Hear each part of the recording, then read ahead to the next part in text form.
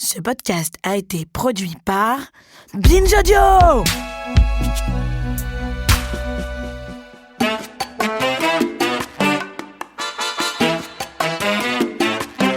Salut tout le monde, comment ça va ? Figurez-vous que c'est le 45e épisode depuis que j'ai lancé Chaud Dedans. 45 épisodes qu'on est ensemble et que vous me donnez tellement de force pour continuer. Chaud Dedans ne serait pas là sans ses fidèles auditrices, alors un énorme merci. 45, c'est aussi cet âge bascule pour nous les femmes où la périménopause peut pointer le bout de son nez. On n'a pas encore exploré tous les bouleversements du corps liés à cette période. On pense que tout se passe au niveau des ovaires avec l'arrêt des cycles, mais en réalité une grosse partie des changements est liée à notre cerveau. Alors bonne nouvelle, en le nourrissant bien, on peut l'aider à traverser le cap. J'ai donc invité un spécialiste du cerveau et de psychonutrition pour nous aider à y voir plus clair. Bonjour, docteur Guillaume Font. Bonjour Claire. Vous êtes chercheur donc en psychonutrition, médecin psychiatre, docteur en biologie moléculaire, gros CV, et vous vous intéressez à comment bien nourrir son cerveau. C'est le titre de votre dernier livre paru chez Odile Jacob. Alors, est-ce qu'à la période de la périménopause, donc dès 45 ans et de la ménopause, il faut particulièrement prendre soin de son cerveau ?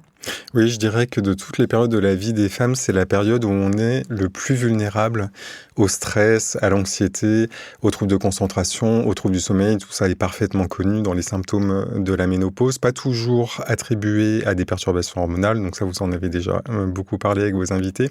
Ce qu'on sait moins, par contre, c'est que le cerveau se dénutrit. Et en fait, on est 80% à avoir des cerveaux dénutris dans la population générale. Pourquoi ? Parce que l'alimentation ne suffit plus à nourrir nos cerveaux. L'alimentation est de plus en plus transformée. 30% des aliments consommés sont ultra transformés en France. C'est 60% aux États-Unis. On en prend le chemin. Donc, les aliments contiennent de moins en moins de nutriments pour nourrir le cerveau. Et quand on est en période de périménopause, on a besoin encore plus de ces nutriments pour faire face, par exemple, à l'inflammation de bas grade qui peut être déclenchée par une prise de poids, par exemple, par des perturbations hormonales du microbiote. Vous avez parlé de l'ostrobolome dans d'autres épisodes. Donc, ce microbiote va être moins efficace pour protéger, par exemple, le système immunitaire. Ça va nous affaiblir et ça va affaiblir le système immunitaire du cerveau. Alors, c'est vrai que vous faites le lien, on va revenir à tout ça en détail, vous faites un lien très net entre santé mentale et nutriments, entre microbiote et anxiété.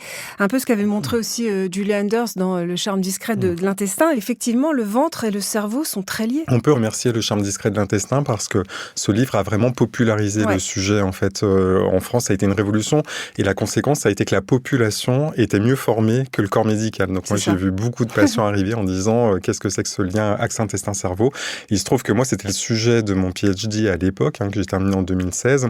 Et donc, beaucoup de mes collègues ne connaissaient pas l'axe intestin-cerveau. Encore aujourd'hui, il y a beaucoup de professionnels qui ne sont pas formés, qui pensent que c'est des hypothèses de recherche, que c'est encore presque de la science-fiction. Mais ça, je l'entends de moins en moins parce que maintenant, on sait que c'est parfaitement éprouvé scientifiquement, reconnu, mais pas appliqué. C'est-à-dire que c'est reconnu, mais ça reste encore dans le domaine de la recherche, alors qu'en fait, on peut appliquer dans la pratique quotidienne déjà des choses pour nourrir son microbiote, pour protéger et nourrir son cerveau. Et c'est le sujet de bien nourrir son cerveau. C'est pour ça que j'ai écrit ce livre, qui est une espèce de mise à jour en fait du charme discret de l'intestin, parce que depuis, on a découvert énormément de choses. C'est ça, la recherche ne cesse d'avancer. Exactement, c'est un domaine en pleine explosion. Il y a tous les mois des nouvelles études. Alors évidemment, comment on se nourrit, c'est très important, vous allez nous le dire. Mais juste, j'ai vu sur un de vos posts Instagram, vous parlez d'un cercle vicieux entre l'angoisse, le stress et l'intestin. Est-ce que vous pouvez nous expliquer ? Oui, c'est une chose que j'ai découverte au cours de mes études et qui est complètement révolutionnaire. C'est-à-dire qu'il y a une boucle vicieuse qui s'installe entre l'intestin et le cerveau. Le cortisol, on le connaît parfaitement, on en parle beaucoup sur les réseaux sociaux, c'est l'hormone du stress. Ce qu'on sait moins, c'est qu'elle rend notre intestin plus perméable. L'intestin, normalement, il filtre les nutriments qui sont essentiels pour notre corps. Et quand il devient trop perméable, il va y avoir des antigènes, en fait, donc des morceaux de microbes qui vont passer dans le sang et ça va déclencher une inflammation de bas grade.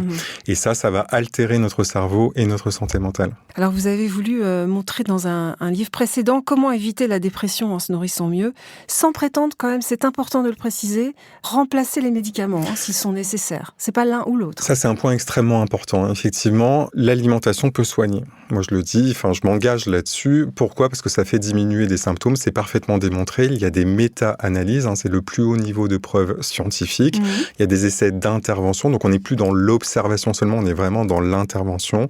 Maintenant, on a une méta-analyse avec plus de 1500 participants qui montrent qu'une alimentation de type méditerranéen diminue les symptômes de dépression. Il y a donc des beaucoup études... d'huile d'olive, notamment de légumes, de poissons. Majoritairement végétal. Alors justement, on se pose la question, qu'est-ce qui, dans cette alimentation, a le plus d'effets? C'est comme ça que j'en suis arrivé à travailler sur les nutriments.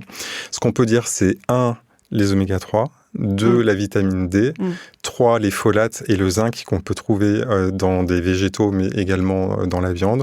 Donc il faut regarder vraiment aliment par aliment, parce qu'il peut y avoir des antinutriments, en fait, qui, dans les légumineuses notamment, qui sont par ailleurs très vertueuses, qui peuvent diminuer l'absorption du zinc. Alors je vous ai interrompu, sur le fait que on n'était pas là pour opposer cure médicamenteuse et puis complément alimentaire, ou en tout cas nutrition. Tout à fait, parce qu'en fait, les études scientifiques montrent que les deux ensemble sont plus efficaces que chacun séparément. Donc c'est pas une opposition, en fait. Si je prends le cas de la dépression, c'est pas soit les antidépresseurs, soit l'alimentation, c'est les deux ensemble qui sont le plus efficaces. Moi, je travaille dans un centre expert pour la dépression qui ne répond pas aux médicaments. Donc en fait, tous les jours, je vois des gens qui répondent pas aux médicaments. Ça veut pas dire que les médicaments ne sont pas efficaces, ça veut dire qu'ils peuvent être optimisés et qu'il faut justement regarder chaque situation singulière. Vous avez dit à l'instant que 80% des cerveaux étaient dénutris, donc ça veut dire qu'on n'a pas les bons nutriments en fin de compte. Mais comment on sait si on est carencé? Ça, c'est une excellente question, parce que quand je dis 80%, ça peut paraître surestimé. Ça fait beaucoup. Quand j'ai découvert ce chiffre, moi, j'ai été renversé. C'est quand j'ai travaillé pour bien nourrir son cerveau, j'ai travaillé pendant 1 an et demi sur ce livre. Et en fait, je suis allé regarder les études épidémiologiques mondiales. Parce que moi-même, je me suis posé la question, quels sont les chiffres pour les oméga 3, pour la vitamine D? Pour la vitamine D, ils sont publiés en France, ils sont officiels, c'est les chiffres de l'ANSES. Donc on sait déjà que la majorité des personnes n'a pas les apports en vitamine D recommandés. Et c'est vraiment très important. Et encore plus, bien sûr, en hiver, parce que c'est une hormone, j'insiste, c'est une hormone, la vitamine D, une hormone stéroïdienne qu'on synthétise par la peau exposée au soleil, mais on se met de plus en plus d'écrans solaires, et c'est très bien parce que les mélanomes, donc les cancers de la peau, ont diminué. Par contre, le prix à payer, c'est qu'on synthétise moins de vitamine D par la peau. Et en fait, la conséquence, c'est que, à part en juillet-août, en fait, la majorité des gens, quand on porte des manches longues, en fait, ne synthétisent absolument pas suffisamment de vitamine D. On le sait, ça, on fait des donc des prises de sang. Pour la vitamine D, c'est prise de sang. Pour les oméga 3 aussi. Par contre, les oméga 3, c'est pas en pratique courante, contrairement à la vitamine D. Donc le dosage de la vitamine D, il existe et il est non remboursé, c'est une quinzaine d'euros. Et justement, il y a des médecins qui militent pour son remboursement à nouveau. Il était remboursé, il a été déremboursé parce qu'il y avait trop de prescriptions de dosage de vitamine D. C'est normal, elle est impliquée dans beaucoup de pathologies. Et l'autre chose dont il faut avoir conscience, c'est que les seuils de vitamine D, ils ont été définis pour le métabolisme des os, donc métabolisme osseux, pas pour le cerveau. Et on pense qu'il faut des taux plus importants pour saturer les récepteurs du cerveau, ce qu'on appelle les VDR, les récepteurs à la vitamine D. Pour les oméga 3, en fait, on dose dans la membrane des globules rouges, et ça, par contre, c'est pas disponible dans la pratique clinique, c'est des études de recherche internationale, et c'est comme ça qu'on a pu conclure que 80% de la population mondiale manquait d'oméga 3. En France, le taux moyen, il est entre 4 et 6%, il y a un index qui va de 0 à 100. Il faudrait être au-dessus de 8% pour avoir le taux d'oméga 3 optimal, donc on en est loin. Alors, le cerveau, puisque c'est aussi l'objet de vos recherches, il vieillit. Ça, quand on est en périménopause et ménopause, on le voit avec le brouillard mental, etc. Qu'est-ce qui le fait vieillir, justement, le cerveau? Oui, j'ai entendu dans votre podcast, on a l'impression de prendre 20 ans d'un coup. C'est vraiment ça, effectivement, qui m'est rapporté dans les témoignages. Qu'est-ce qui se passe dans le cerveau? En fait, il y a plusieurs choses qui vont ensemble. Le cerveau, il a été fragilisé par souvent des années d'alimentation pauvre, et c'est pas de notre faute, parce que même quand on essaye de bien manger, on n'a pas les apports nécessaires. Pourquoi? Je prends l'exemple des oméga 3. Ça, c'est quelque chose qui fait beaucoup débat sur les réseaux sociaux. On va dire qu'il y a 2 grands mouvements. Il y a le mouvement qu'on va appeler le food first, c'est-à-dire commencer par bien manger et ça suffit, l'alimentation va vous apporter tous les nutriments dont vous avez besoin. Et ça, de mon point de vue, c'est plus vrai actuellement. J'explique tout avec les études à l'appui dans Bien nourrir son cerveau. Pourquoi c'est plus vrai? Moi, c'est ce qui m'avait été enseigné dans les études de médecine il y a 20 ans. Et en fait, si je prends l'exemple des poissons gras, les taux d'oméga 3 du poisson d'élevage, qui est donc le poisson majoritairement consommé aujourd'hui, le saumon, le thon. Quels sont-ils? On va dire les petits qui sont ceux qui sont recommandés, c'est les sardines, les maquereaux, les harengs, les anchois. Et puis les gros qui sont les plus populaires, c'est le saumon et le thon. Voilà, les plus fréquents. Donc en fait, c'est des poissons très gras. Et justement, les oméga 3 se stockent dans la graisse. Donc c'est pour ça qu'ils sont plus riches en oméga 3 en opposition aux poissons maigres. Et le problème, en fait, il y a plusieurs problèmes d'ailleurs. Bon, numéro 1, c'est les contaminants. Donc le cadmium dont on a beaucoup parlé cette année avec le chocolat et les céréales non bio. Ouais. En fait, c'est l'ANSES qui, depuis 2010, ça date pas d'hier, dit qu'il ne faut pas consommer plus d'1 portion de poisson gras par semaine à cause des contaminants. Alors certes, les gros poissons sont plus contaminés que les petits, mais pour les aussi, petits... on parle du cadmium, mais il y a du plomb. Le plomb, digoxine, il y a plein de choses qui attaquent le cerveau. Et en 2024, le PNNS, donc Programme National Nutrition Santé de l'ANSES, maintient qu'il ne faut pas dépasser 1 portion de poisson gras par semaine. Tout poisson confondu. Il n'y a pas de distinction entre les petits et les gros. D'accord. Alors, il y a des gens qui vont dire... On ne prend pas ça en compte, moi j'en fais pas partie, et qui vont dire manger des sardines 2 fois par semaine ou 3 fois par semaine en fonction de vos besoins, et ça suffit. Ça, c'est une première ligne. Moi, je dis pourquoi pas, mais c'est pas sécure. De mon point de vue, on ne sait pas, en fait, en termes de contaminants, est-ce que ça va faire plus de bien que de mal? Et en fait, il y a eu des recommandations en 2022 qui ont été publiées par l'INRAE à Montpellier, et ils ont exclu les oméga-3 du calcul, parce qu'ils m'ont dit que c'est impossible d'atteindre les objectifs d'oméga-3, parce qu'il faut rappeler que ce poisson, il est très gras, donc très calorique, et on a une alimentation qui est déjà trop calorique. Donc, en fait, ça va favoriser la prise de poids. Et donc, attendez, moi, je me suis mise à manger des sardines 2-3 fois par semaine, parce que justement, j'avais bien entendu qu'il fallait manger des oméga-3. Voilà. Et donc, ça suffit pas, ça. Alors, si on est un peu perdu quand même. Si on regarde purement en fait la quantité d'oméga-3, ça doit être suffisant pour la majorité des gens. Après, il faut toujours rapporter au cas par cas, parce qu'il y a des personnes qui ont des problèmes d'absorption des oméga-3 ou qui ont de l'inflammation de bas grade et qui nécessitent des doses plus élevées d'oméga-3. Si on dit à tout le monde, mangez des sardines 2 ou 3 fois par semaine. Ça a déjà été dit sur des plateaux télé. Résultat, moi je suis allé le lendemain au supermarché, il n'y avait plus une boîte de sardines dans les rayons. Par contre, le thon était plein. Donc ça veut dire que les messages de santé publique, ils fonctionnent. Mais en fait, ça veut dire quoi aussi? Ça veut dire que si on se mettait tous demain à manger des sardines plusieurs fois par semaine, il n'y en aurait plus en stock parce qu'on n'en a pas assez pour nourrir tous les cerveaux. On est 8 milliards d'êtres humains. C'est vrai, c'est un point. Et le calcul a été fait. Il faudrait multiplier par 7 les stocks de poissons d'élevage, parce que le poisson sauvage, il n'augmente plus depuis les années 80. Et donc, en fait, on n'a pas les moyens, en termes de soutenabilité environnementale, de nourrir 8 milliards de cerveaux avec des poissons. Donc, la seule solution, c'est l'huile de microalgues, Schizochytrium, qui est la vraie origine des oméga-3 dans le plancton dont se nourrissent les poissons. Ne dites pas tout, parce qu'on va y revenir. Pour revenir au cerveau, docteur Font, il manque d'oméga-3, donc ça, j'ai bien compris. Mais pourquoi ? À quoi il sert cet oméga-3 ? Le DHA, en fait, on ne parle pas de n'importe quel oméga-3 et ça, c'est une source de confusion très fréquente. J'entends par exemple, moi je nourris mon cerveau en oméga-3 en mangeant de l'huile de lin, de colza, des graines de chia.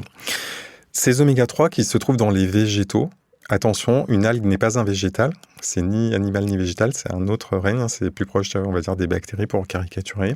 Mais c'est pas, quand on parle d'oméga-3 végétal, on parle vraiment, des graines de lin, de chia, de l'huile de noix par exemple, etc.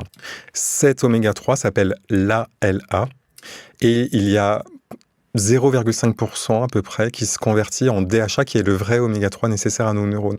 Donc en fait, on voit qu'on n'y arrivera jamais en fait avec juste une alimentation végétale.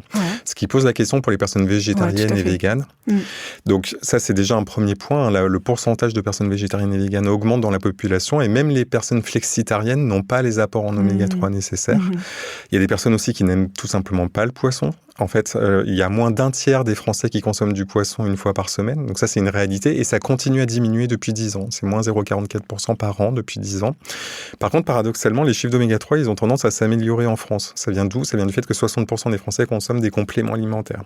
Donc c'est pour ça que par rapport au premier mouvement qui s'appelle le Food First, moi, je suis vraiment très pragmatique dans ma pratique quotidienne. Les personnes me demandent des solutions. La seule façon de vraiment savoir ce qu'on amène au cerveau et de façon sécure, c'est la standardisation. Donc savoir quelle dose précise on amène. Et ça, c'est par les compléments alimentaires qu'on peut l'atteindre. Mais par contre, je ne dis pas qu'il ne faut pas manger de poisson gras, attention. On peut faire les deux et c'est les deux qui sont le plus efficaces pour atteindre l'objectif. Par contre, on ne peut pas se passer, à mon sens, de l'huile d'algue d'un point de vue de santé publique. Alors, redites-nous pourquoi il faut que notre cerveau ait des oméga-3.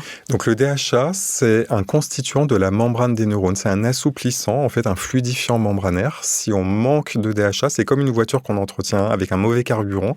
Les circuits vont s'encrasser et la voiture, après, ne va plus démarrer. C'est exactement ce qu'on expérimente dans le brouillard mental, le brouillard cognitif, et notamment en période de périménopause. C'est que le cerveau manque de nutriments. Quels sont ces nutriments ? Donc le DHA dont on est en train de parler, la vitamine D qui est une hormone stéroïdienne qui module l'immunité, Les méthylfolates, qui sont des cofacteurs de synthèse de neurotransmetteurs bien connus comme la dopamine, la sérotonine, qui vont réguler notre humeur, d'où les problèmes de variation d'humeur pendant la ménopause, dont on parle beaucoup. Et le zinc, qui est un nutriment essentiel dans certains neurones riches en glutamate. Le glutamate, c'est un excitateur, en fait, c'est ce qui permet au cerveau de s'éveiller, en fait.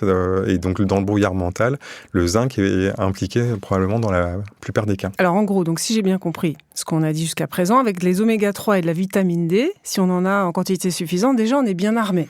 En fait, pour moi, ce que je dis, c'est commençons par s'assurer qu'on a les apports en oméga 3 et vitamine D nécessaires, et ensuite on réfléchit, et je dirais, quel que soit le problème, en fait, dès qu'on est dans une pathologie chronique, inflammatoire, pour moi, il faut commencer par là, en fait, même en santé mentale, quel que soit le trouble du sommeil, trouble de l'attention, vulnérabilité au stress, il faut d'abord s'assurer que notre cerveau est bien nourri, c'est la base de tout, parce que le cerveau, il faut bien prendre conscience que c'est l'organe, bon déjà c'est le seul qui s'est donné son propre nom, mais en plus c'est la base de notre expérience de la réalité. La même journée, on va pas du tout la vivre de la même façon, même s'il y a des challenges, même s'il y a du stress, si on a un cerveau dénutri ou si on a un cerveau bien nourri. Un cerveau dénutri, c'est comme sortir en hiver en t-shirt, on n'est pas du tout protégé et on est exposé, on est à vif en fait face à tous les événements de la vie qui peuvent bien sûr nous challenger de façon impromptue. Je comprends. Alors, vous nous direz tout à l'heure aussi ce qu'on prend au petit déjeuner pour partir du bon pied. Alors, effectivement, on a déjà assez intégré quand même que, et spécialement les femmes de mon âge, oméga 3 et vitamine D, les médecins d'ailleurs les prescrivent, la vitamine D en ce qui me concerne, et en ce qui concerne plein de femmes. On a compris qu'il fallait ça. Et je reviens à ce que vous disiez sur le végétal. Les industriels, ils ont bien compris ça, toutes les recommandations santé qu'on peut avoir. Et par exemple, on voit partout des margarines, des huiles qui sont censées être riches en oméga 3. Ça vaut quoi, ça, comme malheureusement, ça vaut pas grand-chose. Pourquoi ? Alors, c'est ce qu'on appelle la fortification alimentaire. Alors, c'est l'intermédiaire entre le complément et l'alimentation. C'est-à-dire, en fait, on sait que les apports dans l'alimentation sont pas suffisants. Donc, on décide d'enrichir des aliments en certains nutriments qui nous manquent. En fait, en pratique, si je prends ma margarine ou mon beurre en me disant, je me fais ma tartine, il y a écrit oméga 3 dessus, j'ai mes apports en oméga 3. Alors, la dose est insuffisante. 2, je sais même pas exactement quelle dose j'amène parce que c'est pas standardisé. Et 3, c'est pas le bon oméga 3, c'est pas du DHA, c'est de l'ALA dans la majorité des produits. Et en plus de ça, j'amène beaucoup de graisses saturées, beaucoup de calories, parce que c'est du beurre et de la margarine. Donc, je pense que je fais un geste santé, mais c'est pas du tout évident, finalement, que ce soit le bon geste pour ma santé. Alors, on l'a dit tout à l'heure, docteur Font, quand on est ménopausé, on a de gros problèmes de mémoire, on oublie tout, on sait même plus parfois pourquoi on rentre dans une pièce. Vous parlez de déclin cognitif dans votre livre. Est-ce qu'on peut prévenir ce déclin cognitif ? Oui, tout à fait. Mais c'est ce que montrent les études. Là encore, c'est pas mon opinion. En fait, il y a des études qui ont regardé si, avec des modifications alimentaires ou des supplémentations, on pouvait prévenir l'apparition du déclin cognitif. Le déclin cognitif, je rappelle ce que c'est. C'est on est sorti, entre guillemets, du normal, parce qu'on peut tous avoir des problèmes d'attention, de mémoire, si on a mal dormi, si on est stressé, si on est préoccupé, qu'on a des ruminations. Par contre, ça peut devenir permanent et vraiment impactant sur le plan du fonctionnement, sur le plan du travail, de la vie affective, de la vie familiale. Et là, en fait, on peut rentrer dans la case déclin cognitif qu'on appelle léger, mais c'est un très mauvais terme parce que c'est pas du tout léger, en fait. C'est un stade, au contraire, qui est déjà avancé. Je l'explique dans le livre, il y a plusieurs stades. Et donc, il faut le prendre en compte assez tôt, parce que plus on agit tôt et plus on est efficace, bien sûr. Donc, en fait, c'est un signal d'alarme du cerveau qui commence par le brouillard mental. Et plus on agit tôt et plus on peut prévenir. Ouais. Oui. Donc, en fait, attention, effectivement, pour moi, brouillard mental, déclin cognitif, ça veut dire mon cerveau est mal nourri, il faut que je me préoccupe de nourrir mon cerveau en priorité. Et alors, justement, quelles vitamines, quels nutriments, quels aliments on privilégie quand le corps fait sa transition vers la ménopause ? Alors, moi, je parle vraiment du côté santé mentale, donc vraiment sur le cerveau et le microbiote. Et donc, pour répondre à cette question, j'ai regardé dans la littérature scientifique tout ce qui avait prouvé une efficacité contre le placebo. Ça c'est très important. Ça veut dire que je ne suis pas allé avec des mécanismes, en fait, des hypothèses biologiques. J'ai vraiment regardé qu'est-ce qui fonctionne et qu'est-ce qui a été démontré. Et donc, la réponse, elle est dans les recommandations de 2022 de la Fédération internationale des sociétés de psychiatrie biologique. Donc, c'est une autre instance très reconnue scientifique de santé mentale à travers le monde.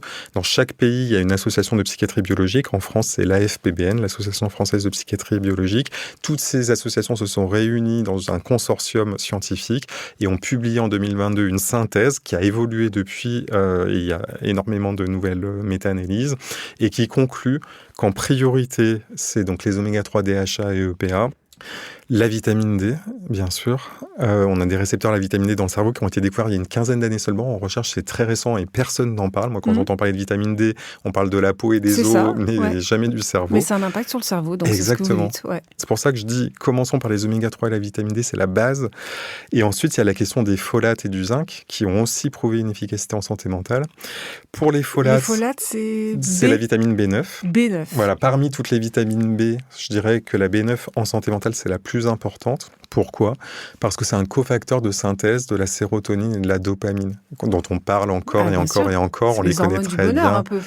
Alors exactement, en raccourci, la sérotonine, elle régule l'humeur, l'impulsivité, l'agressivité, l'irritabilité, le sommeil et l'appétit, rien que ça. La dopamine, l'énergie, l'éveil, le plaisir. Et donc, elles sont absolument fondamentales. Et ça, ces mécanismes, ils sont parfaitement connus.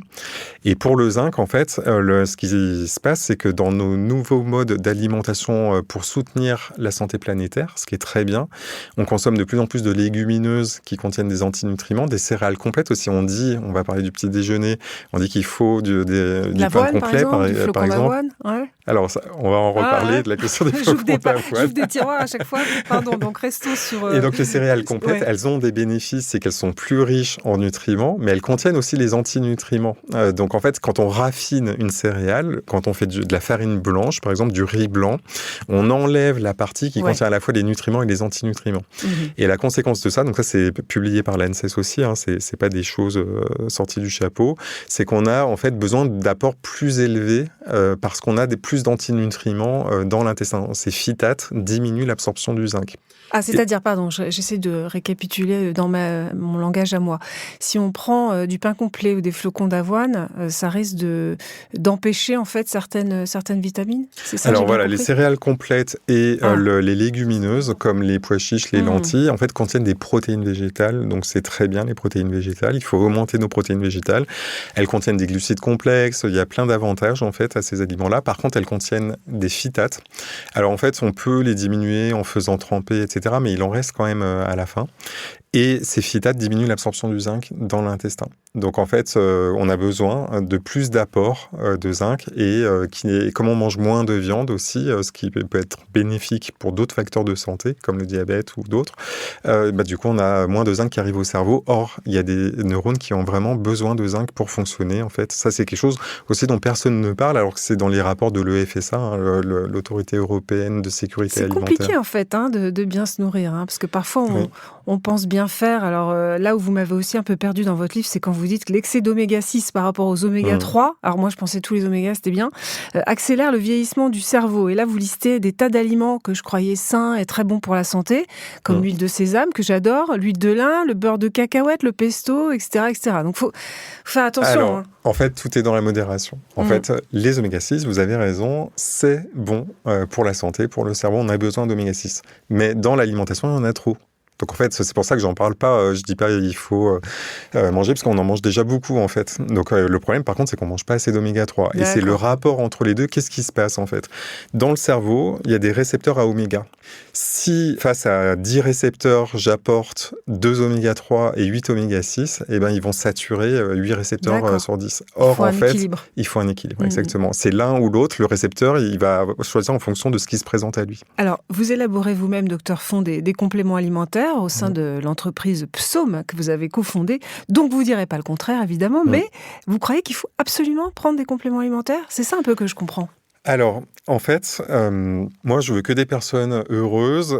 S'il y a des personnes qui estiment que par leur alimentation en food first, ils arrivent à avoir tous les nutriments dont ils ont besoin, pour moi, c'est OK. En fait, il se trouve que, à titre personnel et dans ma pratique, j'ai besoin des compléments alimentaires, en fait. Je ne peux pas me fier à une alimentation parce que je ne vais pas consommer du poisson gras plus d'une fois par semaine. Je vais respecter le programme national nutrition santé. Je ne vais pas prendre le risque pour moi, pour mes enfants, pour mes proches, de dire qu'il faut manger du poisson plusieurs fois par semaine en sachant tous les problèmes de contaminants qu'on trouve. Et encore, on n'a pas parlé des microplastiques, des PFAS, etc. Donc, en fait, le poisson, c'est vraiment un aliment qui est en train d'évoluer à cause de l'empoisonnement de notre environnement.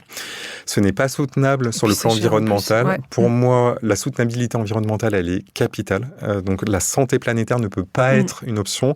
Et ça, j'appelle tous les collègues de professionnels de santé qui donnent des messages de santé publique à toujours prendre en compte la santé planétaire, parce que parfois, j'ai l'impression que ça n'a pas été pris en compte, notamment quand on dit qu'il faut manger du poisson plusieurs fois par semaine. Ça ne prend pas en compte les réalités budgétaires aussi, l'endroit où on vit, etc. Et pour moi, j'essaye de faire en sorte que les recommandations que je donne soient applicables par tous et actuelles, en fait, en fonction de notre environnement, de la société. Cela dit, les compléments alimentaires, ça coûte aussi. Est-ce qu'on peut se permettre de se supplémenter comme ça chaque mois quand on a un petit revenu et quand on voit que la moindre boîte, c'est quand même entre 35 et 45 €, quoi. C'est une vraie question, le budget.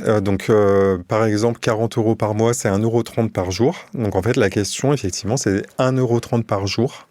Où est-ce que je les mets ? Donc, il y a des personnes qui n'ont pas 1,30 € par jour.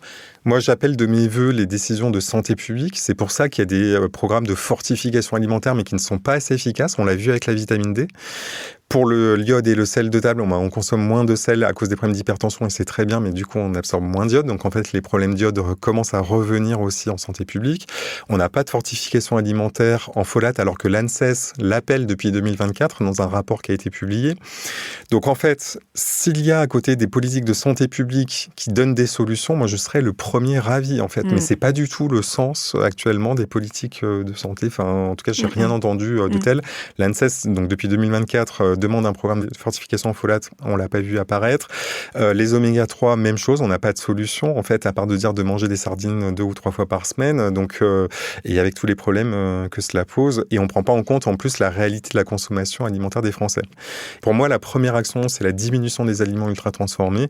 On fait déjà un énorme pas pour sa santé, en fait, si on diminue la part d'aliments ultra transformés de notre alimentation. Donc, attention, je souhaite pas caricaturer le message. Les compléments alimentaires, comme leur nom l'indique, c'est en complément d'une alimentation saine et équilibrée et dans un mode de vie sain. Donc, bien sûr, avec l'activité physique, la lutte contre la sédentarité, la connexion à la nature, la connexion sociale, ça ne remplace pas tout ça. Parce que vous savez qu'il y a quand même aussi beaucoup de médecins qui ne sont pas forcément favorables aux compléments alimentaires, qui doutent de leur efficacité. Oui, alors j'ai entendu ça dans votre émission il y a quelques semaines. C'est bien, c'est la pluralité des moi, je suis OK, en fait. Mais qu'est-ce qui se passe quand j'entends ça ? Déjà, j'étais comme ces médecins, en fait, avant de lire la littérature. Alors, pourquoi il y a des médecins qui donnent des discours contradictoires ? On l'a évoqué avec la cardiologie et les oméga 3. La première explication, c'est qu'on n'a pas les mêmes disciplines. C'est-à-dire, moi, je suis vraiment psychiatre en santé mentale, docteur en biologie cellulaire et moléculaire. Donc, j'ai lu les études spécifiques de ce domaine-là. Donc, moi, je parle du cerveau et du microbiote. Quelqu'un qui va parler de la thyroïde, de la ménopause d'une façon générale, du cancer, par exemple, et encore le cancer, ça rejoint beaucoup la santé mentale, ne va pas tenir le même discours parce qu'il ne lit pas les mêmes études. Donc, en fait, chacun va avoir midi à sa porte. Moi, j'essaye d'avoir une approche holistique, d'avoir des recommandations valables pour tout le monde, mais je pars du principe que le cerveau est l'organe le plus important et qu'il faut en prendre soin. Il est vascularisé, il a des vaisseaux comme le cœur, donc en fait, tout ce qui marche pour le cœur, ça marche pour le cerveau et vice-versa.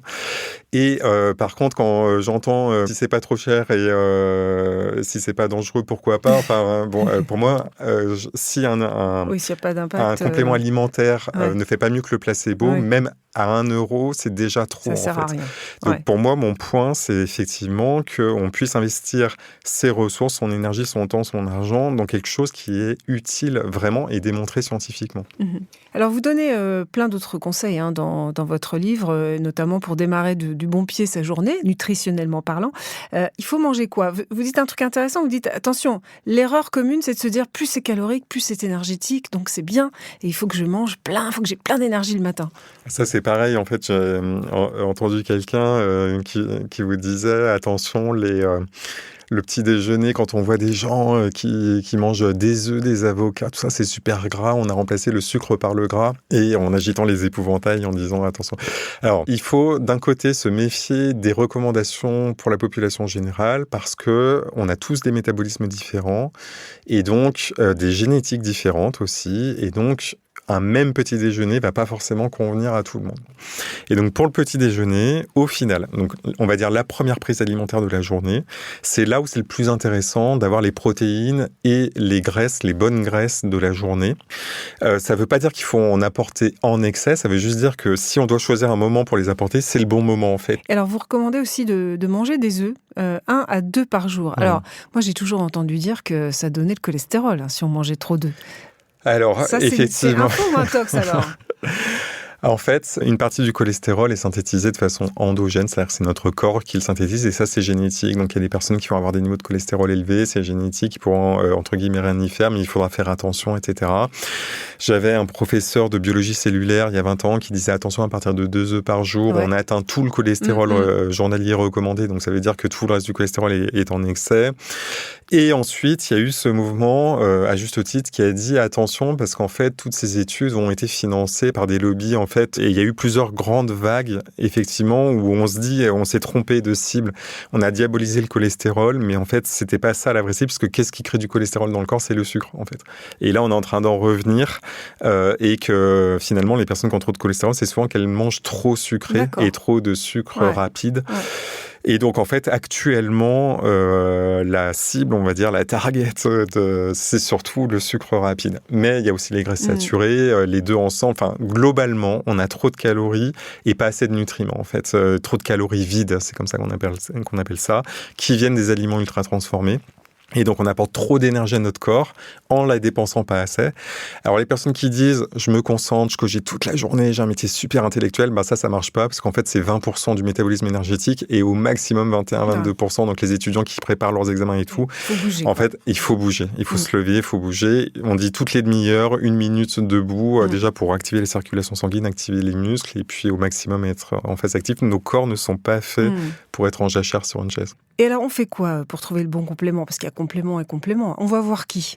C'est toute la question, en fait, de savoir... Moi, je partais du principe, je travaille en santé publique. À partir du moment où je dis, il faut aller voir un professionnel de santé, aller voir votre médecin. Alors déjà, la plupart des gens me répondent, mon médecin me dit qu'il y connaît rien. Oui. Et c'est normal, les médecins ne sont pas formés.